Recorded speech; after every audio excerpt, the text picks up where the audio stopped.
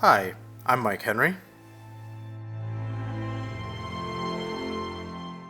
and this is my Procreate 5 demo for the piece I call The Hunt Begins. So here we have another character in the Monster Character Design series. His name is Hector Contador, which just means Hector Hunter. It's like if you named him Hector Hunter, not like Hector the Hunter, just Hector Hunter, that's his last name. And so this character, when I designed him, I actually designed him a while back. He was designed before Rolf, he was designed before actually like several of the characters, and I just kind of had him around, and I liked him a lot. I wasn't really inspired to wrap him up. So we'll stop at the point where I kind of like froze his development for a while, and we'll talk about it. But for now, let's talk about like the point of him. So you can see in his design, he's a heavy set fellow. I wanted to do like a monster hunter, kind of like a Van Helsing type, but not have it be like Hugh Jackman or like other depictions of that hunter type. So I wanted to have some of it, like for instance the coat, like the duster trench coat and stuff, but I thought that by making him a big boned lad, it would be a little bit more interesting. Having him be just sort of visually different seemed like a good idea. And so instead of having that usual muscly, grizzly guy, this guy has a different vibe entirely. Now he's just as dangerous and competent as somebody like that. He's just bigger. Now, as far as his design is concerned, we've got the coat, we've got like pouches, things like that, but obviously it's pretty distinct. He's got these two kind of like stakes, but they're glowing and they are attached to his arms. That is his main method of battling. However, he doesn't like wear them all the time. It's like he equips them when he knows he's going to be in an actual altercation with a monster. They are not distinctly for vampire hunting, even though they're stakes.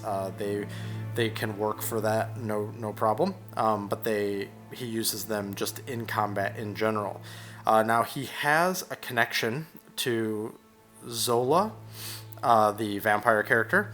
That thing that he has on his chest, you could almost think of it like an Iron Man kind of thing, where it is it's key to his survival. So it's not an Iron Man thing like the exact thing with like the magnet, like keeping shards out of his heart or whatever that is.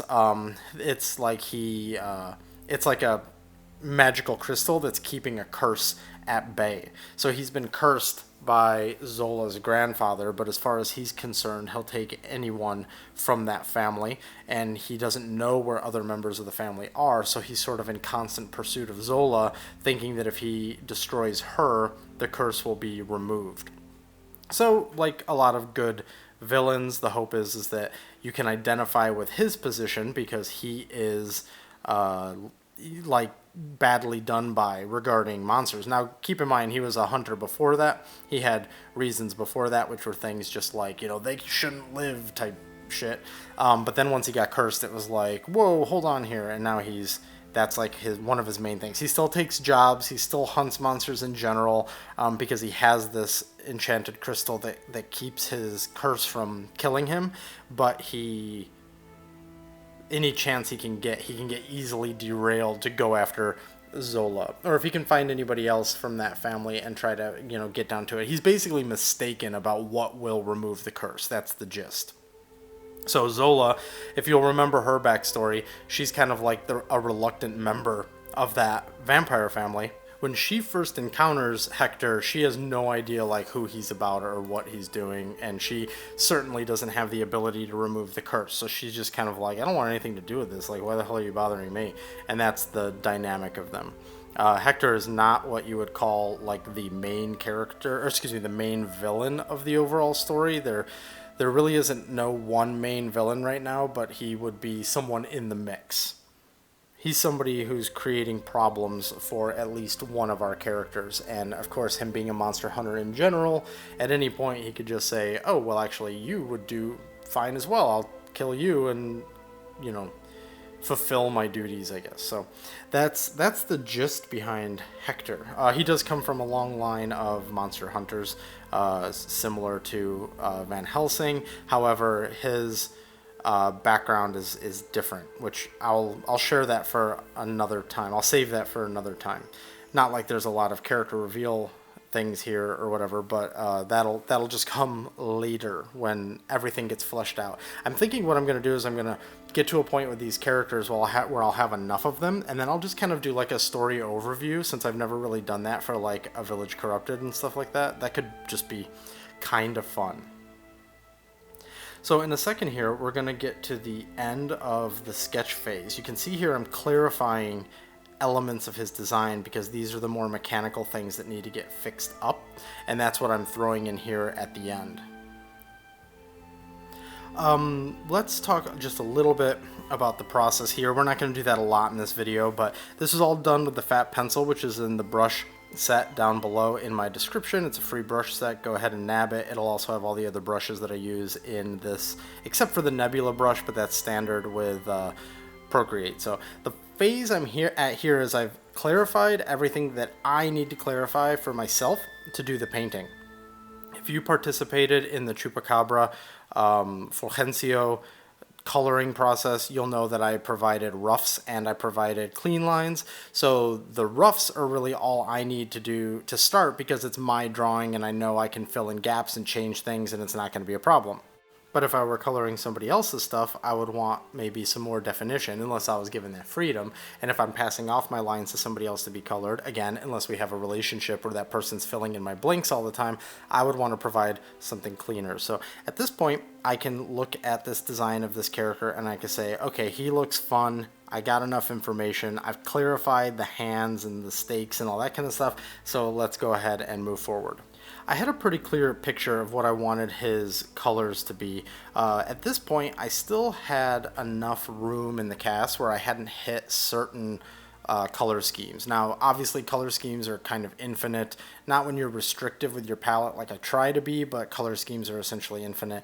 And so I could endlessly expand the cast, and sure, color-wise I can, but as far as that thing where I'm trying to fill gaps, where it's like, oh, there's no character that has this as a major color in their palette, or there's no character that has this character was still safe in the fact that I had no characters that were like dressed in black and had the purple, and also with the two different color glows, which is what we end up doing here with that green chest glow. And so this is kind of the last character before I was like, oh shit, I'm going to have to just start, there's going to have to be some overlap happening if I'm going to keep making these characters. And you'll actually see that coming up soon, where the kind of aspect of glow on two colors is green for both of them. And that's just naturally what's going to have to happen as this continues. So let's talk about the point of the process we're in right now. I did really fast color keys just to say, like, what is this going to look like? Does this work? And now I'm going in and doing the flat. So what you can't really see, because it's usually really small details, is just all the little cleaning up that's happening in order to get the flats done. Something that's kind of interesting is the gloves and the straps are the same color, but they are set to different layer effects. And so what I did was I took the color from the metal that he has and I set it to a lighten, and then reduce its opacity for the lighter parts of his costume, and I set it to multiply and reduce the opacity for the darker parts of his costume. I didn't do that for some grand scheme of like, that will unify something. It was just like, that'll be an easy way to get what I'm looking for and keep it in palette, so let's just do that. So that's what we've got going. His face is entirely its own palette. There's no reusing of that metal texture there. And the thing that I really like about his design is the fact that it's clear from like the neck down, he's like all business. He's like geared up, he's ready to go. And then from like the head up, it's like the only part of his actual like body, like his flesh that you see. And I think that's just kind of cool. It brings a lot of attention to his face. Obviously, he's got these two big glowy stakes. He's got this glowy thing on his chest, but with his body being all dark and then his face is just kind of bright right there, it's kind of fun to have that. It's almost like a floating head. You know, a lot of attention gets drawn there, despite the fact that he has all this super big glowy shit.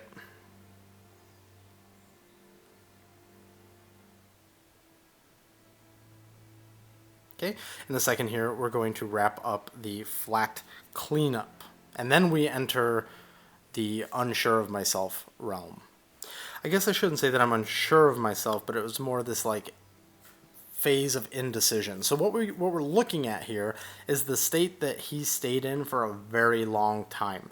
I had him in my Procreate gallery. He was just sitting there. I sort of organized my Procreate gallery. I have an on hold folder, and then above the on hold folder is everything that I'm currently working on and hope to finish. Everything beyond the on hold folder is everything that is completed, and then the on hold folder is anything that I end up losing the love for in that hope to finish section. I move into the on hold folder and maybe pull it out for a later day. So he's sitting above the on hold folder. I didn't abandon him, but I kept him there and I just kind of stared at him. I, of course, saved out his flats and looked at it every now and then. I didn't put it up as a wallpaper like I've suggested before, but that was just kind of just keeping him around. And then as I was working on new characters, I have a folder on my phone just in my photos where it's like all the characters, and I move the flats in. Once I've sketched and flatted a character or color keyed a character, I move them into the folder to make sure that they all feel like they're working well together. And he felt like he was working well. I just kind of didn't feel like painting him. There's nothing against him. I just wasn't in the mood. It was way more fun for me to go after like Rolf, or Zola was already created. Who else was in there? Anyway, some of the other characters. So now I say to myself, okay, let's keep working with this character. I know that I like him. Let's move forward. So what we're about to get into, though, is where I said, but is the glowy green and purple really what I want to do? And this, you'll see a bunch of colors flash through really quickly. I've slowed it down as much as I can. You're going to see some red and blue and all these things, just trying to find what I really want to do with it, trying to see what his like ascot is going to be, and just trying to make sure that I've got the colors right. The thing that's funny is I end up going with my original gut anyhow, which was the purple stakes with the green. I think it changes a few more times even before the whole thing is wrapped up, but you can see here I'm just trying to say, like, is this the most interesting thing I can do with this character? And I also didn't want it to be too on the nose with like the purple and green, because like purple and green is evil kind of thing, but I still just thought that it worked. And also, this character is not entirely evil. He's just adversarial, I guess you could say. Well, he's evil in the sense that he wants to kill the monsters, and the monsters are good people too, but I just mean that he's not like that diabolically evil where he's just like evil for the sake of being evil. He feels he has a calling and a purpose and all that. So now I start doing the process of putting in the ambient occlusion. Now, I can't really see how well this is going. So what I do is I duplicate his black layer, which is like the entirety of his body, and then I color shift it to just like a really light gray so that I can see. So if it works with everything being lighter, it'll definitely work with everything being darker. In fact, I can even be a little lazy with it, because once everything goes darker, you lose a lot of those details. So that's the idea behind lightening it here, and then, but then obviously like sticking with the dark version. Maybe there'd be some crazy thing in the story where he comes back later and he's like a hero and he's like holy, you know, that like old trope kind of thing. It's like the White Ranger shit. But just kidding, I don't really plan on doing that. But anyways, so now what we do is we do the AO pass. We go through and AO the whole thing. And then we go through and we do like the direct lightings, the hard cast shadows across the whole thing. And then we go through the other steps that we normally do, like throwing in the light, throwing in the glows, throwing in bounces, and all of that kind of stuff. So I'm just going to let this roll super fast now so that we can get through this part of the process, and then I'll come back in when things get interesting.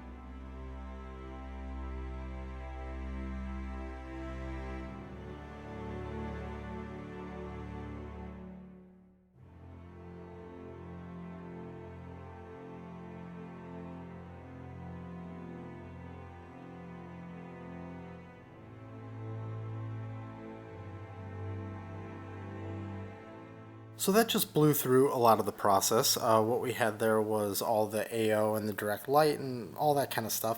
If you're really curious about what happened there, I recommend going through the other characters from the series, and the older ones especially. You'll get like a full breakdown of everything. I'm kind of taking each one of these characters the opportunity to talk about something kind of different. Mostly their backstories and some other little tricks here or there. So the phase we're at now is doing the lighting. We're going through with that light blue and with reduced opacity, painting in all the highlights. You can also see we've got the vignetting on the character. Something I've taken to doing now when I do these is once I've got the flats done, I actually apply the vignetting like right then, just to kind of get it taken care of, and then I can toggle that on and off as I'm working on the piece. Here we've got the hair shines in place. They'll get another layer of hair shines as well on a separate layer. We'll do that again. Now we're doing this kind of soft shadowing to help round out some shapes. Sometimes I'll go through the whole figure in like a loose way. Other times I'll reselect things again so that I can trap certain areas and really add some extra rounding and volume to those parts. And now we're putting in the back rim light. Every one of these characters in this series has this back rim light. I've explained how to do this before, but I'll just go ahead and do it right now. I'm painting it as though this white light is hitting him in the back, even though it's a fairly faint orange light that's back there.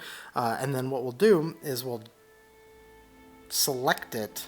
You tap on the little layer, you say select, create a new layer, tap on that layer, say fill, but I'll fill it with like an orange. And then once that orange is in there, I'll use Gaussian blur to blur it. I'll duplicate that newly blurred layer and put it underneath the white. And then I take that top blurred layer and I switch it to add. And then I adjust the opacity of those two layers as it makes sense. This was originally done in the first piece just to give some extra definition on the back of the character and kind of give it an eerie vibe, and then it kind of just became one of the aspects of this character series, so that's where that came from. Here we've got this little bounce in the bottom of the glow. Now something that's kind of weird, it's sort of like a not lighting accurate stylistic thing that all these characters have, is I have some glow coming up from the bottom that's creating a rim light and a bit of a soft glow. And it's usually the same color as whatever their main glow is.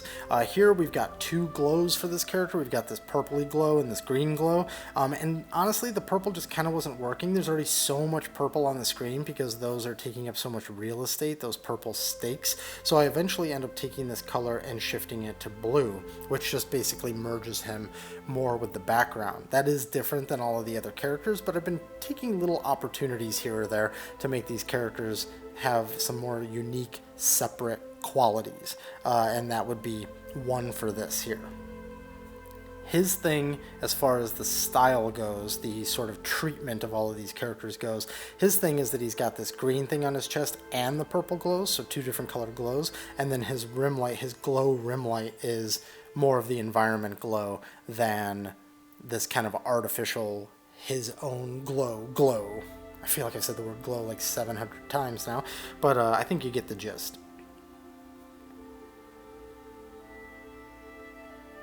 One thing that I noticed when I actually went to do this video is I completely forgot to put the nebula paint in there on the original pass of him. So you'll see that get thrown in at the very end, which is just kind of funny that I didn't notice at all. It's usually one of the last steps, and that's why I just forgot. Now here I also do something different that I don't do in any of the others. The glow gets a little bit of definition. I just do a new shadow layer, really lower the opacity because I still want them to be self-illuminated, but I just wanted to give like a little bit of definition there because I felt like they lost a lot by having that get removed, which is the same thing is true with the gem on his chest. We're at the very end here, so you're going to see it all come in. You're going to see that nebula get peppered across the bottom real quick. And there we go. So that's it for Hector. This is his final look and feel. I've actually got two other characters completely finished that are ready to go. I posted one of them last night on Instagram, and the other one hasn't been posted anywhere yet. So look forward to those. But the next video will actually be more of like a fashion editorial portrait type piece, so that we're not always doing these monster characters. I know people really like the monster characters. I really like doing them. I don't want to have it be too constant. I want to try and mix it up. But here at the end of this video, we're going to tease the next monster character. So real quick, let's just take a look at the major stages. First, we've got the sketch, which is a series of sketches that sort of build up the information I need to move to the flats. And now here are the flats with the lines on them with a reduced opacity. And then finally, we'll just jump to the final version with all the rendering and stuff in place and the lines gone. And so thank you for watching. If you like this video, please consider hitting like. If you aren't subscribed, please consider hitting subscribe, and I will see you on the next one. And if you're looking for me on the internet, these are the places where you can find me.